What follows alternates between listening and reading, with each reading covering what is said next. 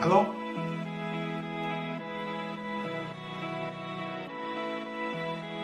Hello?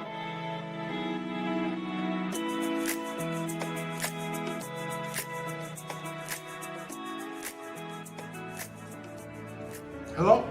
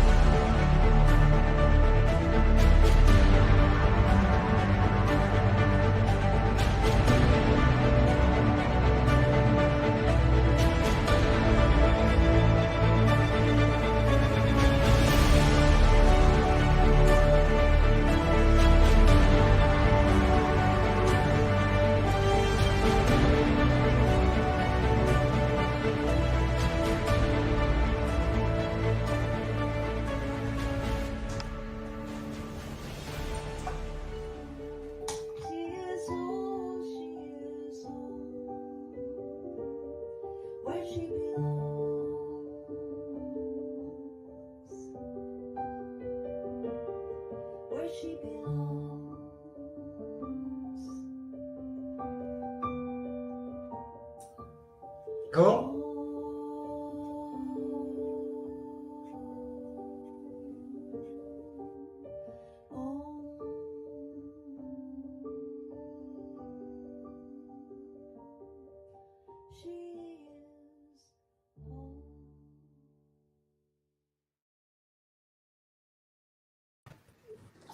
Hey everyone. Hello, hello. Welcome to our Sunday gathering for Sk'aliCh'elh-tenaut's legacy, meeting each and every week. Thank you guys all for being here. We have a very special guest with us today, Julian Matthews from Perce, and we're going to hear from him in just a little bit. I want to go ahead and just go around the room real quick and check in and see how everybody's doing. Anything anyone wants to get off their chest? Deb Cruz, we'll start with you. I'm here. Stephanie, how are you? I'm good. I'm here too, Deb. I love it. Here we go with the theme. Ma, are you here? I'm here. Yes, miss. Christina, how's it going? Good. Happy to be here. It's sunny and the birds are singing, a star is on us, and the equinox. It's really a beautiful day. Awesome. Alma from Florida, how are you? Hi, good. I've missed you guys. I'm happy to be here.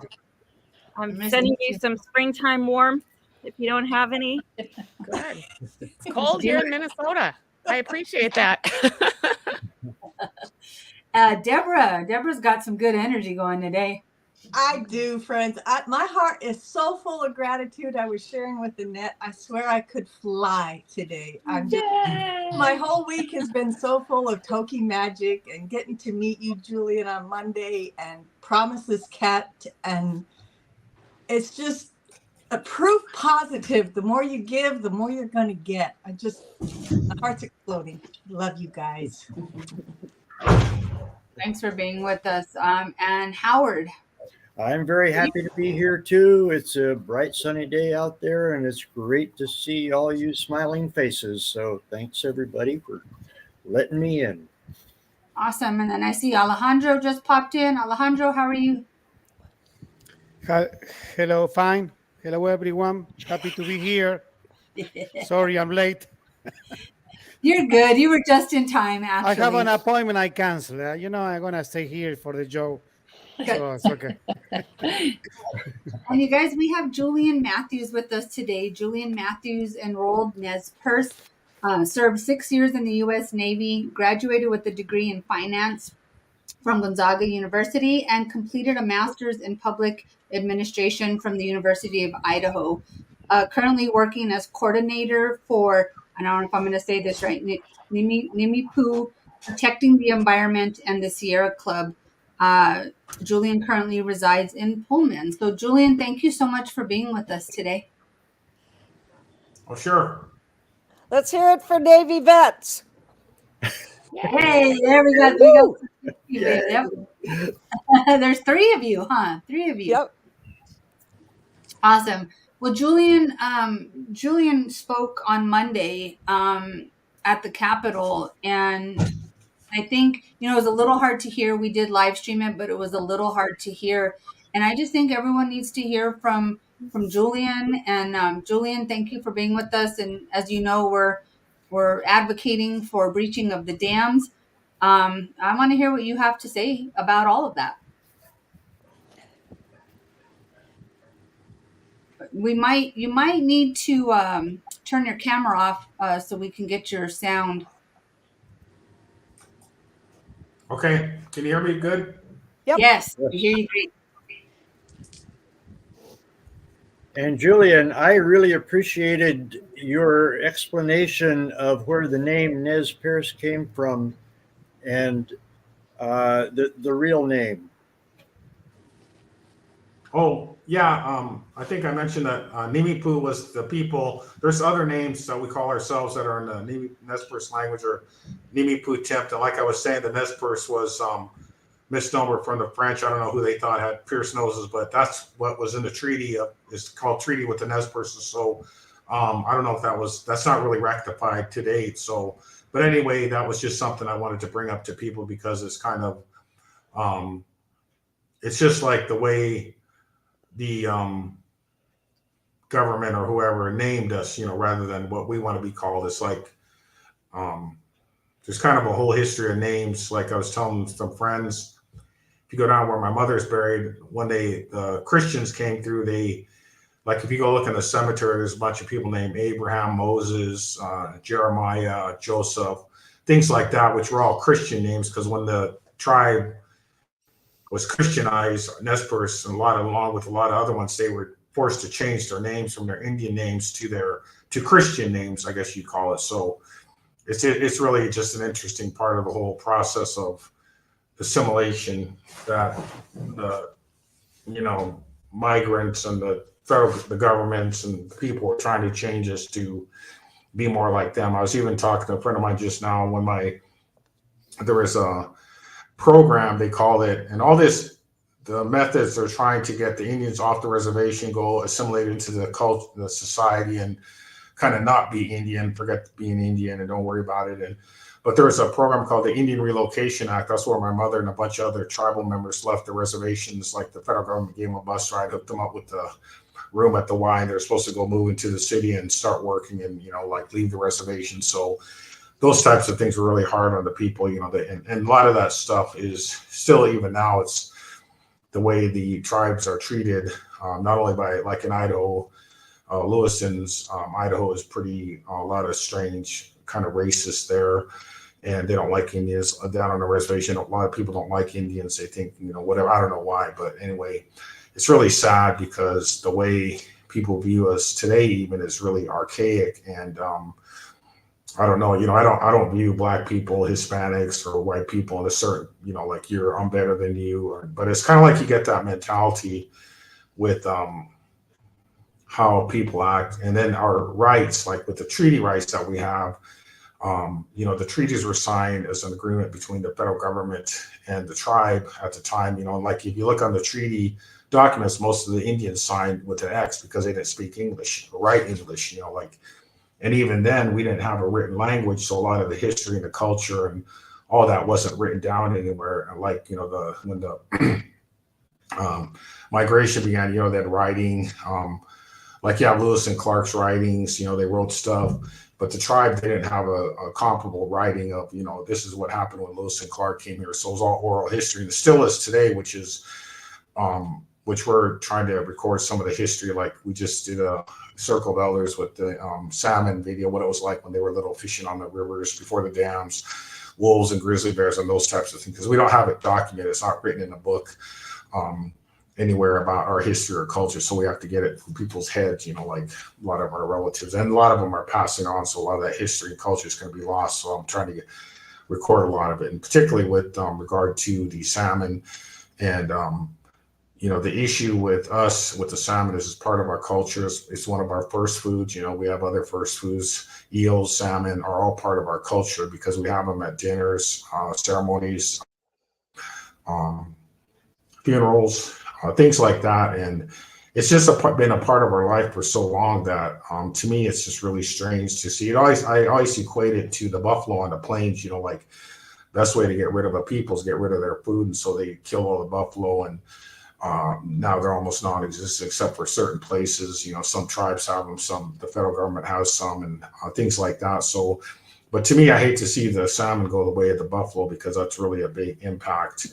Because when you take away a food source from people, then that really impacts their lives. It's just like I kind of was thinking about the wool or the wheat. Like I live in Pullman, Washington. So it says they put up these signs say they produce the most wheat of any county in the U.S. And so there's no difference to me between like these farmers complain about, oh, well, if we get rid of the dams, the breaching, the barging, we're going to lose money. Oh, well, because it's just the same thing with, oh, well, that's what they did to the tribes. And a lot of these, if they lose money on the farming, oh, well, that's tough. We have an agreement with the federal government to take salmon from that river, other fish and eels from the river. And so that's not based on, like I know a lot of people I met, even when I attended this Breach the Dam rally, people were saying from the Sierra Club saying, oh, well, that's not really our position. I said, well, I don't really care what your position is or Sierra Club's position. I work for them part-time, but it's kind of the mentality that, I talked to Shannon, our chairman,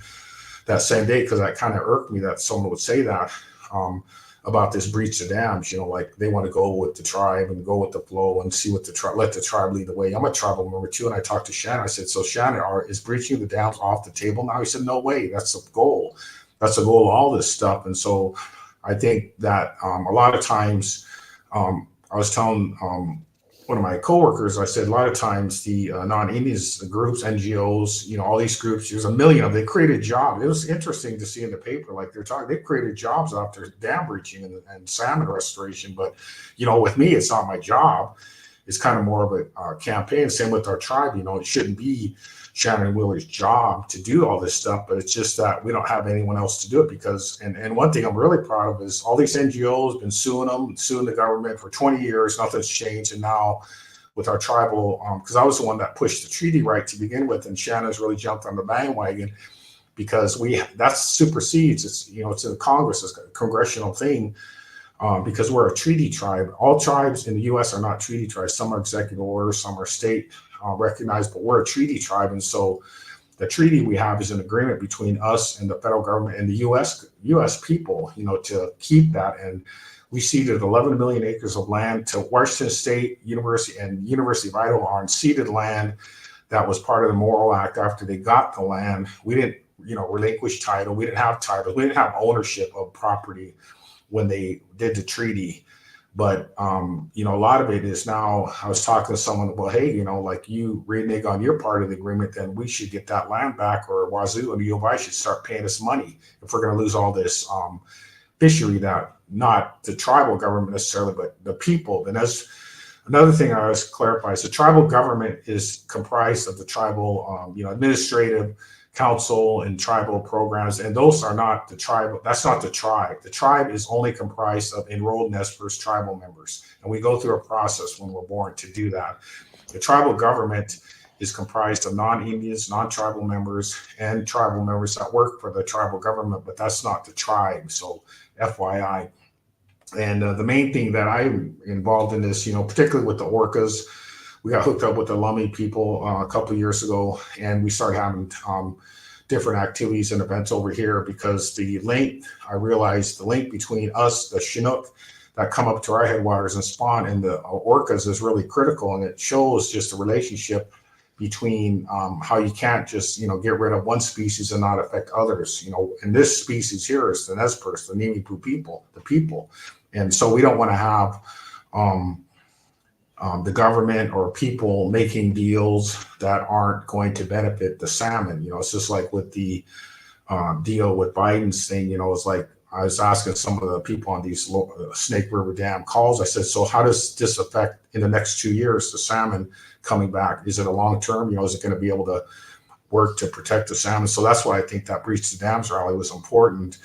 And I appreciate all the people going because we do need to breach the dams. And it's not just, oh, well, no, let's not breach the dams because we got this agreement with Biden. They're going to build a bunch of, solar panels and stuff like that. I don't even know who all the how that's going to come about.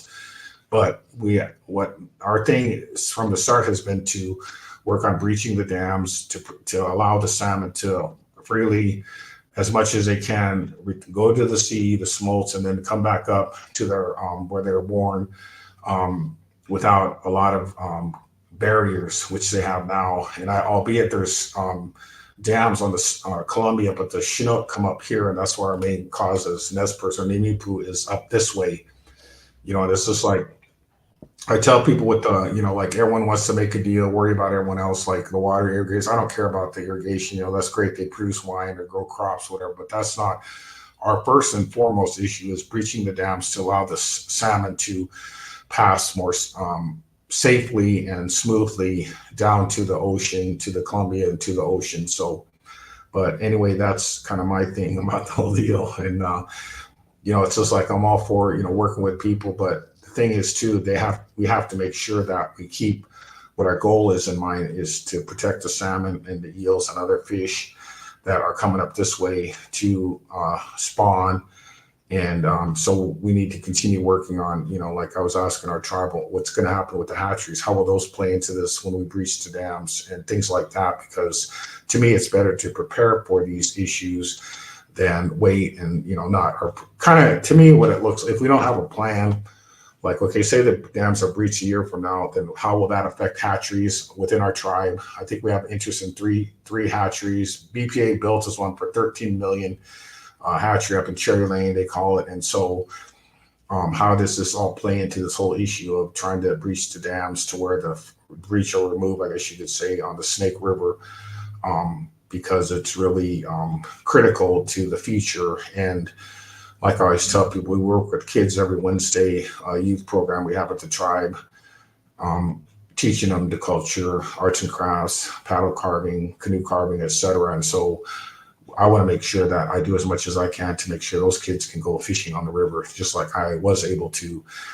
But the diminishing numbers of fish are really impacting our tribe and our culture. And so we're trying to make sure that we don't let this go, because I think it's important that we keep fighting to push for dam breaching to protect the water and the salmon, because it's also a water quality issue. Like I live right next to it's about 20 miles down from my house to the Lower Granite Dam, and now they have that toxic algae. I saw it myself there, and it's kind of like that is based on the fertilizer and all that stuff going in the water. It creates all these weird grows, and now we have toxic algae down on the reservoir. And so those are really critical issues that I think are important to look at. And that's another reason I was telling people, these groups that have all these people working on dam breaching, they should move them to Pullman, work over here. This is where the Snake River is. It's not in Seattle, it's on the west side, it's over here, the Snake River.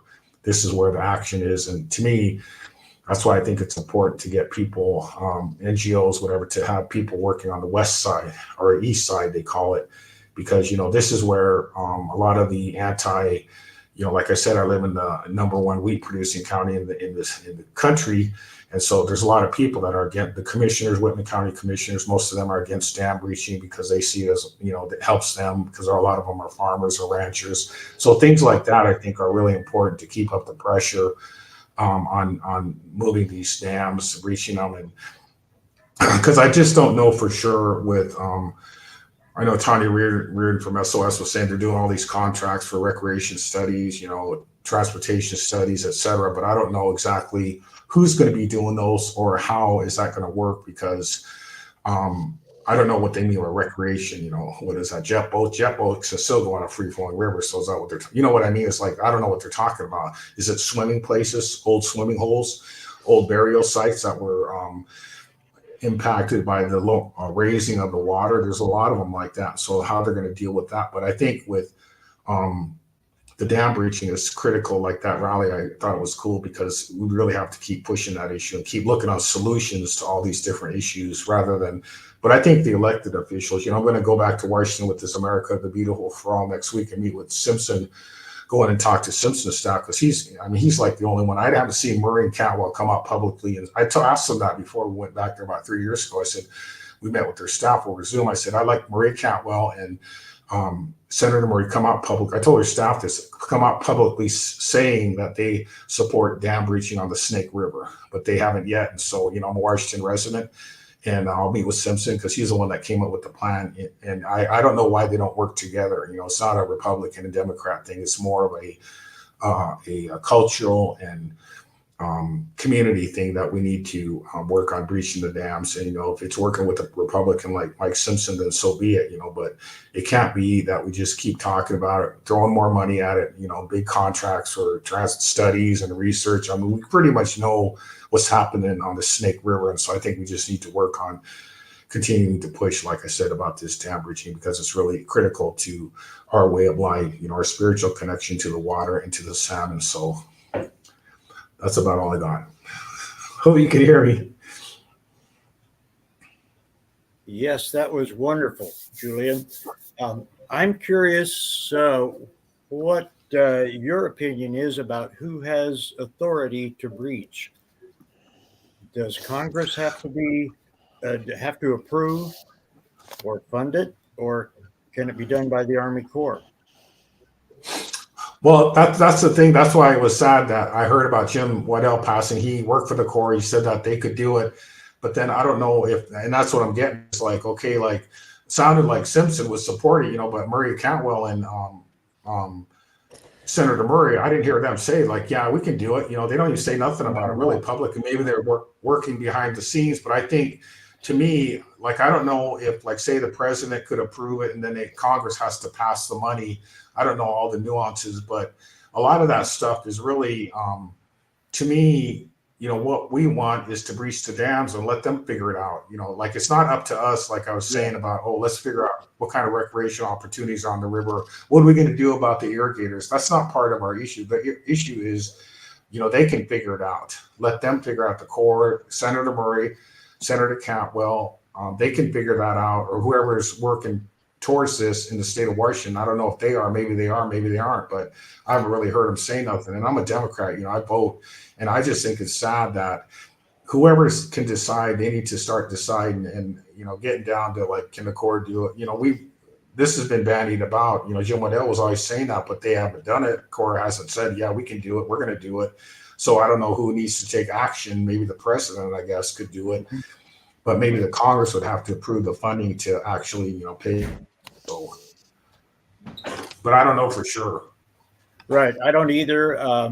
Jim said that BPA and Army Corps have the funds, and it's in their salmon mitigation accounts. So, he's saying you don't have to go to Congress even for the funding. I'm sure that'll be debated, but that's my understanding. So far, I'll go with Jim until I hear better. Yeah, that's what I mean. I think with, I don't know who can answer that. Do you write a letter to President Biden or Senator Cantwell or Murray, say, hey, Murray, can the dams be breached? They should answer those questions. Senator Murray Cantwell, ask them. That's the main thing is, I'll ask the staff, ask Simpson's staff when I go there on the 21st and say, well, who has the authority to breach the dams? Can you find out for me? I'd like to know. Well, because I don't think my brother Ken brought that up at the Orca Recovery Task Force in 2018. And he said, would somebody just call the commander of the Army Corps and ask? Because if that's done in a high profile public way, so he has to be honest about it, maybe we'll get a good answer. I don't think any of us could just dial up the commander and say, oh, by the way, can you take down the dams? But if a high profile, either journalist or political figure was able to do that, we might get a real answer. Yeah. I mean, someone should be able to tell us who can do it. I mean, right. Let's talk a little bit about Monday's event, because you referenced it and all of you guys were there. It was really nice to see you there to speak. And I don't know if you want to talk any more about the actual event, or Howard, Christina. You guys, it was really powerful to watch. Yeah, no, I really liked the event. A little more cooler than I thought it would be, but no, I thought it was a good turnout. The signs, Bill Moyer, I know him, and a lot of the other people that came there. Elizabeth Dunn from the Earth Law Institute, I believe we've been working with them before on the rights of nature, and so I think it was good to have all the people there because, like I said, we need to keep up this momentum to make sure that they hear us there in Olympia. And I was trying to see if there's any local paper coverage of it. That always helps to get the PR out there. But it turned out really well. A lot of good speakers. I like that one. There's a young woman there that spoke was really good because we were kind of working with some high school students. Right. Yeah. London Fletcher gave her whole generation's point of view on how the dams have got to come down. And she also announced her run for the Senate in 2037 when she's old enough to run. She did. That was cool. That was cool. Yeah, she was a really good speaker. That's what I'm saying. We have a lot of the high school students come over here and they have so much energy and they understand the situation. Because I think realistically, I think we've been sitting on this issue for a long time. I mean, this generation, my generation, and I think now that we're starting to do something about it, I think getting the younger people involved, that's what we do here. Youth Salmon Protectors are a great bunch of young people over here in Lewiston. They come to our rallies, and then there's a group I met down in Boise Timberline High School. They're really kind of more pro wolves in Idaho, but you got to get those people on board to take over this battle because a lot of, like I said, unfortunately, Jim Waddell passed away and some others, good people that have fought for this. And I hope I see in my lifetime. I don't want to be, like up in heaven somewhere looking down to see that they finally reached the dams. But I think young people are really inspirational too, because it's their world. We're going to leave them this world. And how are we going to leave it? Are we going to do what we can to make sure that we pass on a good ecosystem? Bless you. Bless you. Well, hey, Julie, I just wanted to say you are amazing for coming on such short notice. So I really appreciate that. And your speaking was wonderful. You made the crowd laugh, and that's like always great. And I just wanted to let you know that this Breach Now is an ongoing movement. We're not stopping with just this event that we had last Monday. We're going to continue to keep the Breach Now on the front lines. And I truly believe that Jim Waddell was correct and that we should still target President Biden, because I truly believe that he can just make that executive order. I've seen so many YouTubes from Jim Waddell. I've seen him in person. I've talked with him. He was at the March for the Dams in March, I don't know when it was, a few years ago before COVID. Actually, it was right in the middle. Anyways, and I spoke with him personally, and he was very, very sincere and just like he knows what he's talking about. He worked there forever. I believe that we need to just focus on the Biden administration and make him do it. Damn it. Yeah. Seriously, and I'm trying to get everyone and their brother to write, and I want to have another rally, only bigger this time. We need it to be bigger. Yep. Yeah. And see, there's Mom. Those are pretty writing cool. her letters. Yep. Go ahead. Yeah, you Julian. just got to keep. Okay, thanks. Yeah, thanks for your words. You just got to keep the pressure on, like you're saying, Biden and the rest of them, elected officials that are supposed to be supporting the constituents. Which we're all constituents of state of Washington, I guess. But I'm a Washington resident, so even with my tribal government, I have certain expectations. They're elected officials too, tribal council, and so I have expectations of them. Same with expectations of Cantwell, Murray, and the rest of them, that they at least acknowledge this. I mean, I haven't even, and maybe they're working inside somewhere, but anyway, I don't feel that this is an issue that should be, like, oh, we can't talk about it in public because someone might think bad of us or not elect us. But I think the thing to me is that we have to make sure that we keep the pressure on. Like you're saying, we could have more. I'd gladly attend more of the rallies wherever they would be. The Capitol is a good place because that's where the albeit Governor Inslee and the rest of them may not be able to push, but they can push for the issue. I mean, in their own way. Governor Inslee, he's one of the 6 sovereigns that they talked about with Biden's agreement or whatever. And so he can push it. Oregon governor can push it. The rest of them can push it. And I don't think this Biden agreement should be like, okay, let's put it on hold. That's what I asked Shannon Wheel. I said, is it on hold now or what? He said, no, that's the goal. All this stuff is going to breaching the dams. And albeit a lot of people don't like it, don't like the tribe, don't like this going on, but it's kind of the goal is to breach the dam. So any rallies or anything, I'd be more than happy to attend. So, and I appreciate coming out there. I like to drive over there. A lot of tribes around there. Awesome. Well, thanks for coming. And it's also just friendly reminder to everyone. It doesn't matter where you live, anywhere in the world. Putting pressure on the Biden administration is a good thing. Actually, it's good. Yeah. It's better because it's like from all over the place. It's not just, the Washingtonians because, and there's also Portlanders. I mean, because they're on both sides, So, I mean, just keeping the pressure up is awesome. So we got to keep doing that for sure. Yeah. Definitely. Yeah. Well, I like that you said that, Christina, because it's not even just a United States thing. I mean, Right. It's like the world is watching. The world is watching to see, how we're going to take care of our planet, how we're going to take care of our environment. And it really struck me, Julian, when you said, to get rid of a people, you get rid of their food, and that really, really struck me because this is what the orcas need. This is their food. This is their food source, and we're seeing the decline because of lack of it. And it's just it's not okay. And you're right. We don't have 8 years. We don't have 10 years.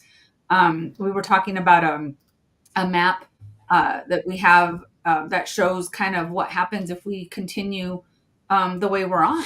And there's 74 now, and we're looking at going down to between 30 and 39 orcas in 20 years. It's not okay. Besides all the 137 animals that rely on the Pacific salmon for their survival as well, which is what we were kind of talking about. It's about everything. It's the ecosystem. It's it's everything. So it's so important the rights for of so the many river reasons. itself too. What's that, Deb? Exactly. The rights of the river itself too. The rights of nature. The rights of the river to be a river. That's what makes Voices from Around the World really powerful too, is we're watching governments kill a whole river. I think the river has a right.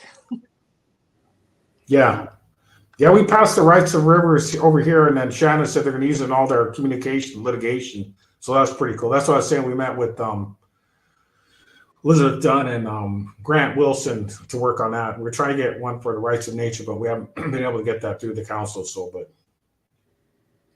Julian, I keep putting your picture up on the screen just so I took a screenshot from the live so people can see you.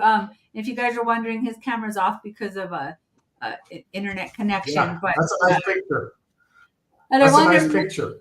It's a great picture, right? And I want everyone to see it because when I was watching it on Monday, I was like, oh my gosh, I did meet him. I met him at Gathering of the Eagles last year, or it might have been the year before because I was there the last couple years with Freddie. And so I when I saw this smile, I had to grab a screenshot of that because I'm like, okay, that's your signature, is your smile. Because as soon as I saw you smile, I remembered meeting you. So if you're wondering why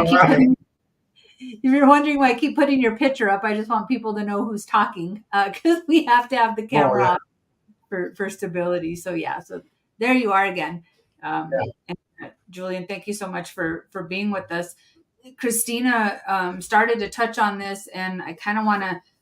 I think now is a good time. We are focusing on all 137 species that are affected by the dams not being breached. And so what we do is we take 10 specific 10 animals a week to educate the public on because we do think it's orcas, but even London said it's not just the salmon, it's not just the orcas, it's everyone. And there's 137 species that rely on the salmon. So Alma, can I go ahead and kick it over to you to get us started and tell people what we're doing each week?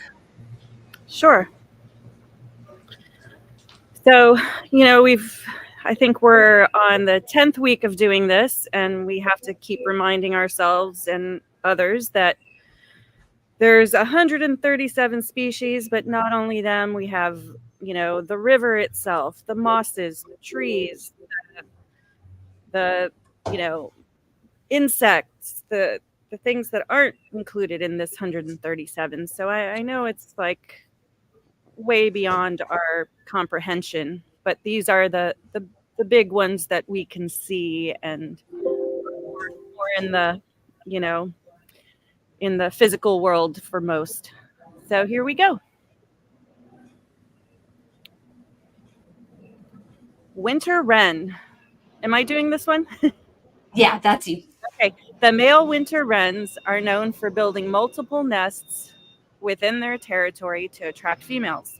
Once a female chooses a nest, the male will help her finish building it before she lays her eggs. This behavior is thought to increase the chances of successful breeding and may also serve as a form of protection against predators.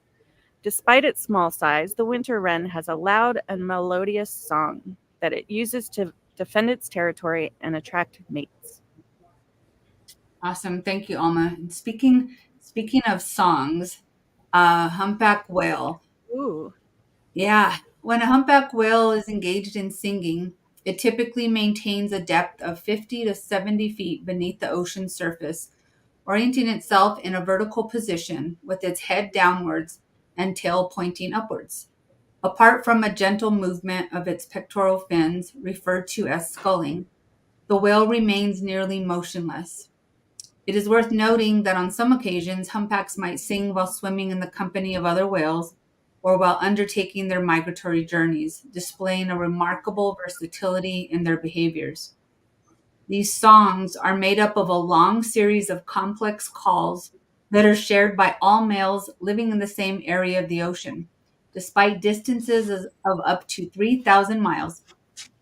While the specific song lasts anywhere from 10 to 20 minutes, it is repeated for hours at a time. Researchers have found that as humpback whale songs change gradually over the years, all singing members within the same population will switch to the new song. That's really, really cool. All right, Deb Cruz. Pelagic cormorant. Cormorants are impressive divers and can dive to depths of around 150 feet when hunting for fish. Their streamlined bodies and webbed feet help them navigate underwater efficiently. This diving ability allows them to access a wide range of fish species that may be found at different depths in the water. They have bright blue eyes, which stand out against their dark plumage. Pelagic cormorants have a specialized gland near the base of their tail that helps them excrete excess salt from their bodies, allowing them to drink seawater.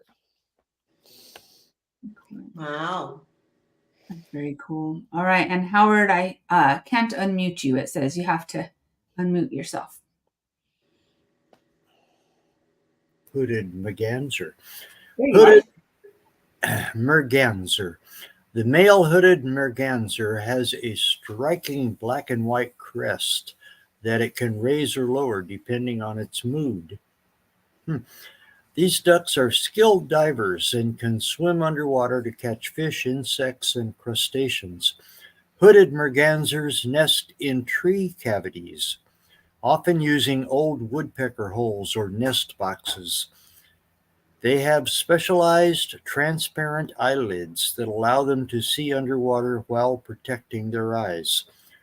Hooded mergansers are known for their distinctive sharp calls that sound like a hoarse, creaky whistle. I can do that. Am I also doing stellar? Oh, shoot. I think I mixed you guys up. I'm so sorry. Ma, can you do this one? No problem. Okay, Steller sea lion. They have a playful nature and can often be seen engaging in acrobatic behaviours such as porpoising, rolling, and leaping out of the water. Steller sea lions have excellent swimming abilities and can reach speeds of up to 35 kilometres, which is 22 miles per hour, when chasing prey. These sea lions are known for their distinct sexual dimorphism, with males being much larger and having a thicker neck than the females. Steller sea lions have specialized whiskers called vibrissae that help them detect prey in dark or murky waters.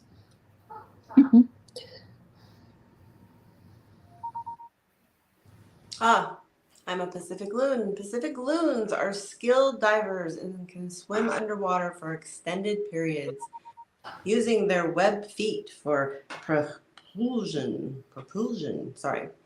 During the breeding season, male Pacific loons have a distinct black and white checkered pattern on their back, while females have a more mottled appearance. These birds have a haunting, eerie call that is often heard echoing across their breeding lakes and ponds.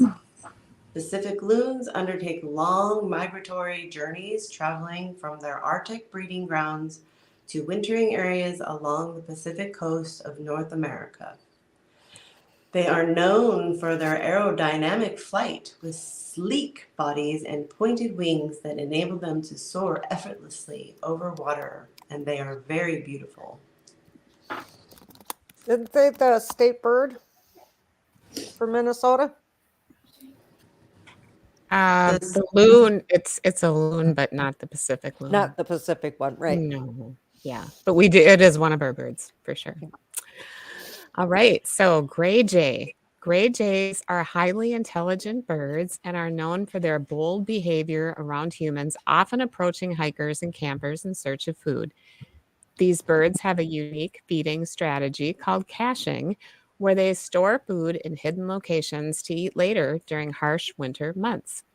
Gray jays are year-round residents in their boreal forest habitats, where they brave cold temperatures and deep snow. They have a varied diet that includes insects, berries, small mammals, and even carrion. Gray jays are monogamous and form strong pair bond. Wow, I'm having a hard time speaking today. With both parents participating in nest building and raising their young.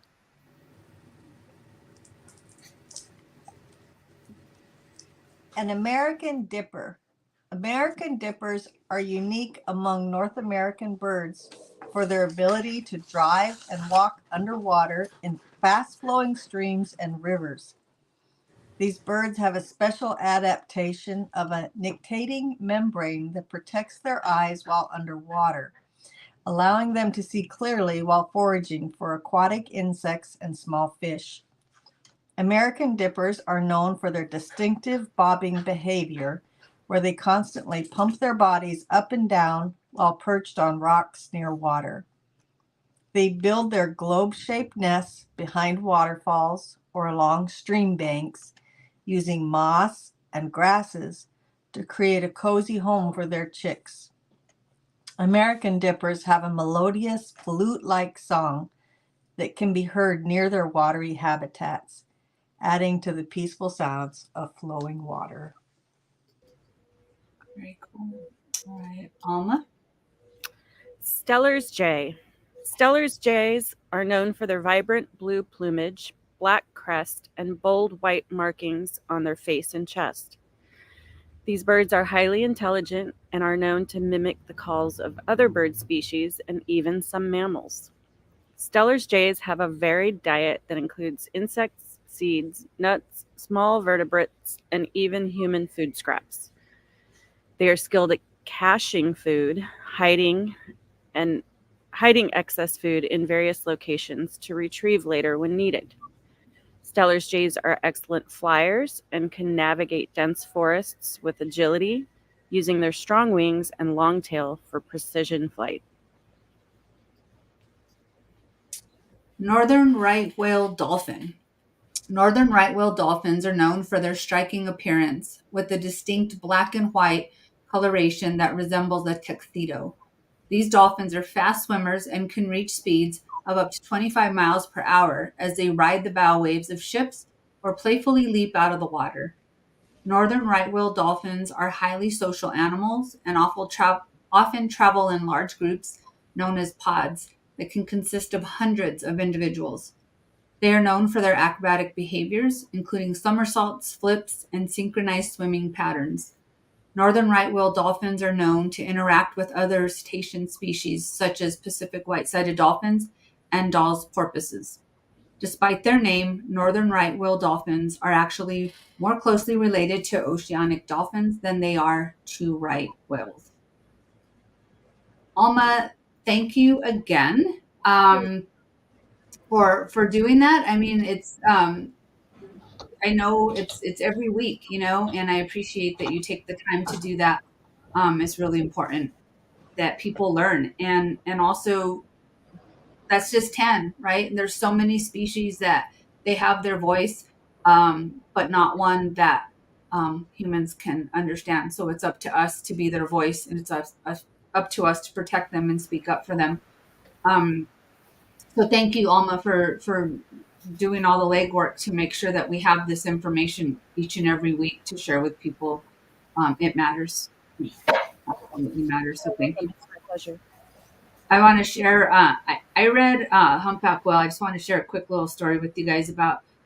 So it was my birthday. I don't even know how many years ago. We won't talk about years, I guess, but it was a long time ago, and I was on a little rib boat off the coast of San Diego, and I came across this humpback whale, juvenile humpback whale. I'm gonna show you a picture of his tail, and he just kept on and kept on splashing and splashing the water, and we were like, what is going on? We weren't close. That's like a super zoom camera. We weren't close, you know. We're like, he seems annoyed or whatever. And then a little while later we see this guy, the little dolphin there. So then we noticed there was like this little pod of dolphins, and they were totally bugging him.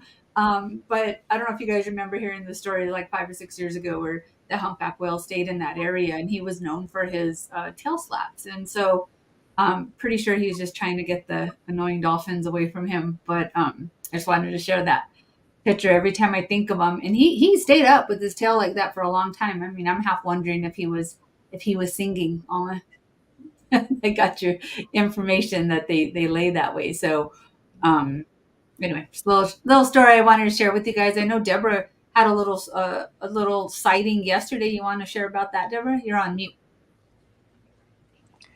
I did. I think I was alluding to promises kept earlier when we first got on, and one of the promises for me to Sk'aliCh'elh-tenaut's was working with little people. So I got to be one of the storytellers on yesterday's birthday party, and I was gifted this beautiful charm that has TokiTV's name on it. And I have been on Whidbey Island for 3 years and have yet to see a gray whale.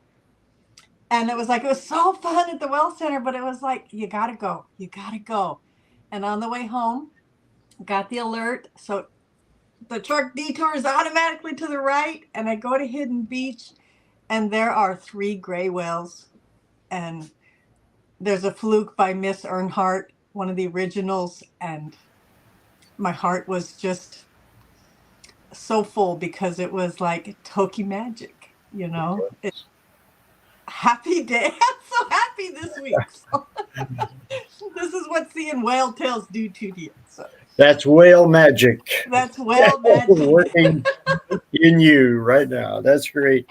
Right. Well, Earhart is one of the originals, is correct, from 1990. And every year since then, except for a couple of years when she had a calf, and so she didn't come in so she could take care of her calf out in the Pacific. But otherwise, she keeps coming back. It's an amazing story. That's 34 years now. That's incredible. Wow. That's awesome. Did you get to see yesterday, Howard, as well? I didn't get out there. No, got tied up with events at the Whale Center. Well, see, I kind of had to choose a whale over the professor because I see him all the time. But it was just this dilemma of leaving the Whale Center. It was such a beautiful celebration. If you guys had seen like the energy of people loving on whales and loving each other, but when you listen to that little voice, it was like, okay. Let the whales love on you for a while. Yes. Awesome. That's I just great. want to say we have a whole lot of Lummi folks watching right now. So Joe's on, Ray's on, Freddie's on. So we love you guys. Thanks for being with us today, and to hear the important words from Julian. Before we close, Julian, I kind of want to, if it's okay with you, turn it back over to you. I think you'll need to unmute let me see if I can unmute you. I think you'll have to unmute yourself. There you are. What advice do you have for people watching? I mean, we're writing the president, we're texting, we're calling. But for those that might be watching for the first time, what's helpful? What do you want people to know or do? Yeah. No, I got you. Yeah, I think it's thanks. I appreciate the invite too to this. I think it's important to look at the treaty that we have and look at the agreement just kind of as a source document for what we're trying to do here. And then, like people are saying, write to Senator Biden, write to your Congress and elected officials. And also, it's important to attend these different events. Like if they have another Breach the Dams rally, attend those events or write letters to the editor, things like that, where we keep it up in the forefront of the public, because that's really what it takes. Because a lot of times I'll see people write letters about, dams are the greatest thing. There's plenty of fish. And so it seems like there should be like kind of a opposition to that. And so I think it's important, even newspapers, I read the newspaper more so than, I don't read, I do stuff on the internet, but I like reading newspapers. So I think it's important just to keep up the pressure to your elected officials, Congress and senators, and then President Biden, but also attend any events or activities that support the issue of dam breaching. Like people are saying, the Lummi have them, a lot of different tribes have them.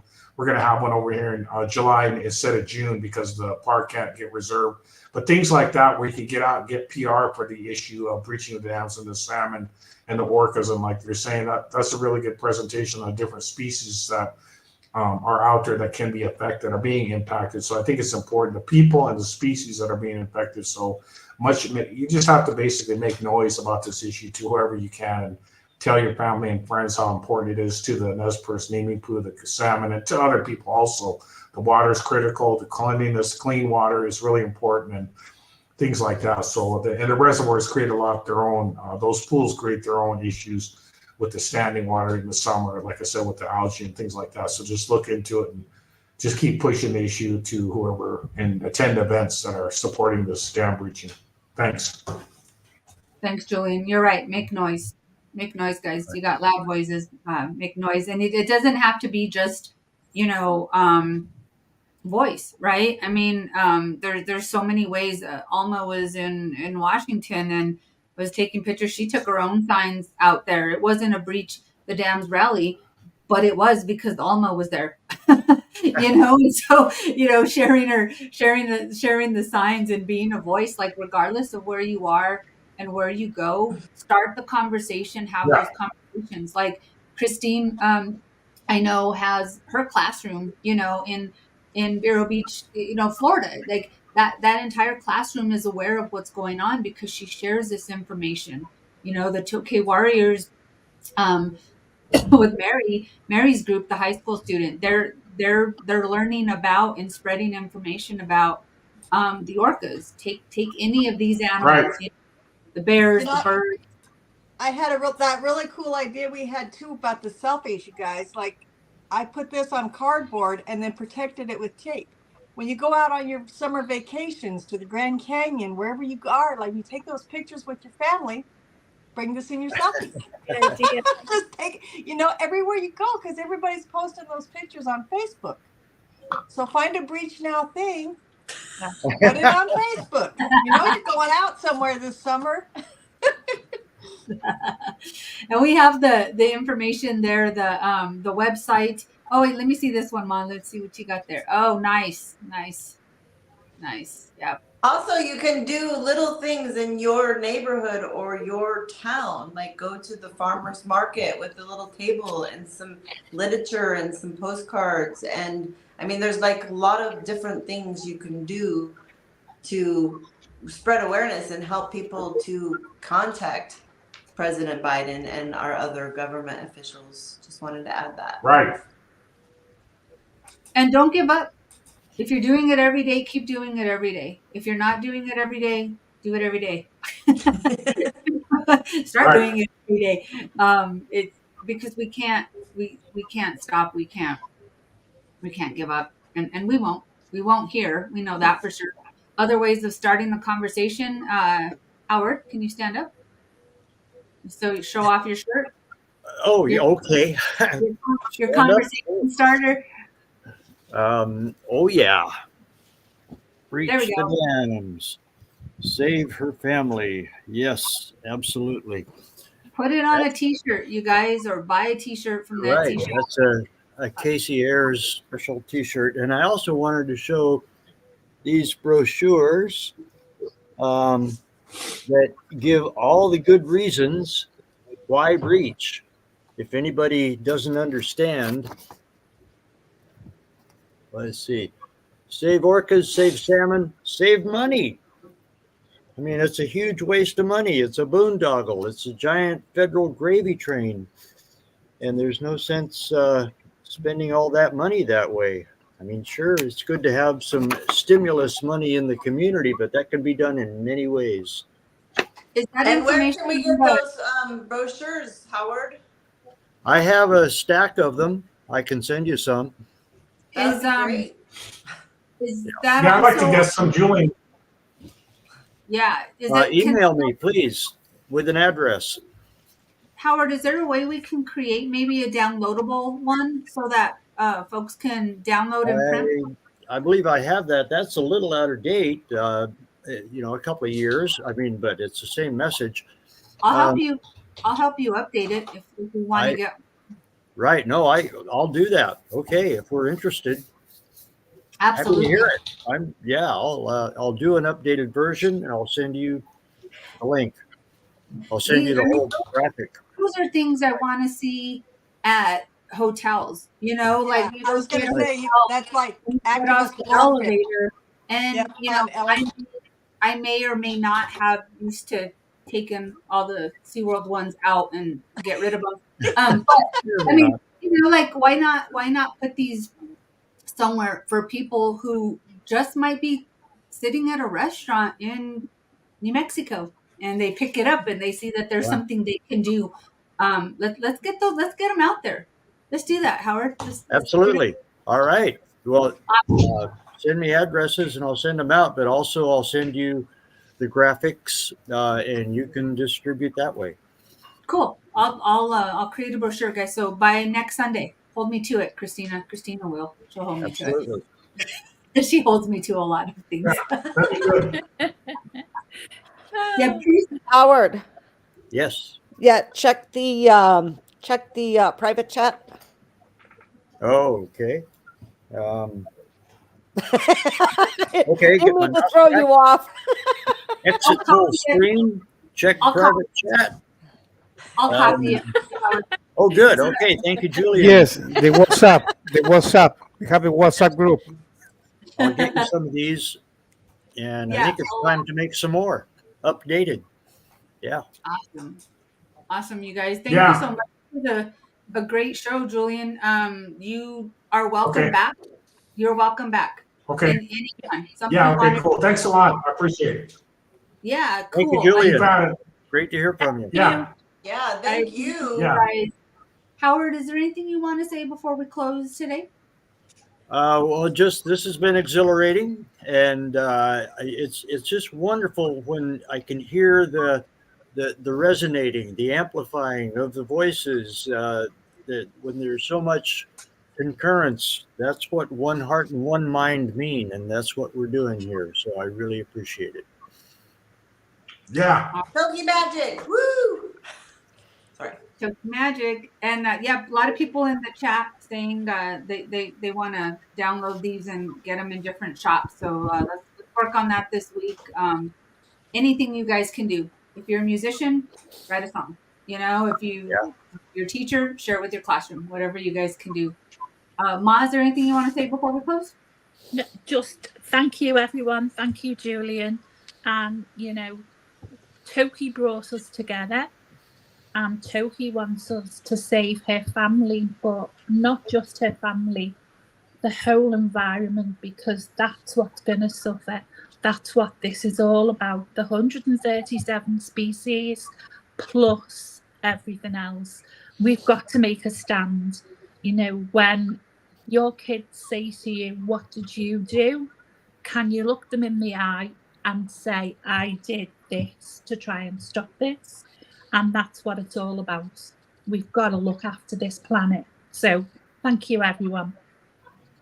Thanks, Ma. And there is so much Right. we can. Marcia's asking in the chat, you know, can we talk about the trawlers? I mean, that's a whole show for sure. But use your voice, you know, use your voice. There's I think there's a comment thing going on now, and I'll try to find the link to that and make sure we post that on our page. But it's just so destructive. It's just so destructive. Yep. Howard, I is there sent anything that to you. You should have it. I sent it to you. Howard, is there anything you want to say about trawlers? I'm sorry, about what? The trawlers? The trawlers. Well, that's a whole other issue. Trawlers in Alaska, well, they scrape the bottom for miles and miles and miles, and the damage is, you know, unseen, but you know, it should be told because it's horrific. And the bycatch of Chinook, I understand 50,000, was that the number I heard? You know, it's just humongous, that are wasted, that are tossed out because they're not the target fish for the trawlers. So that has to be somehow controlled, contained, mitigated, prevented.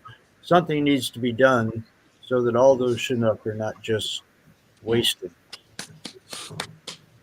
Yeah, it's just sad. Yeah. I'll post the link, you guys, in the comments, so that you guys can. I'm trying to do that now, so that you guys can go and read more about that, and that will be its own show because that's definitely a long conversation that we having in another way you can use your voice. So thanks, Marcia, for segueing that, and we'll definitely get some folks on to talk about that. There's a lot of groups out there targeting that, and it needs to be. We need to be paying attention to that. Alma, anything else from you? Thank you, Julian, for joining us and for your wisdom. Oh yeah, thanks a lot. And thanks, Christina, for that awesome rally this week. I think I'm super grateful for the technology that we can be there, even though we're not there. But it was awesome and super energizing. You got to keep up the pressure. Thank you. Stephanie, anything you want to say? She said, I could read mouths. She said, thank you, Julian. Thanks a lot. Sorry, I was on mute. But you got it. Deb Cruz, anything you want to say? Nah. Thanks a lot. Thank you, Julian. Okay, bye. Bye. Bye-bye. You guys have a good day. Bye. See you Thank next you. week. Bye-bye. Bye. We know what's true. Change comes from me and you. Together we will see this through. Come on, people, raise your voice.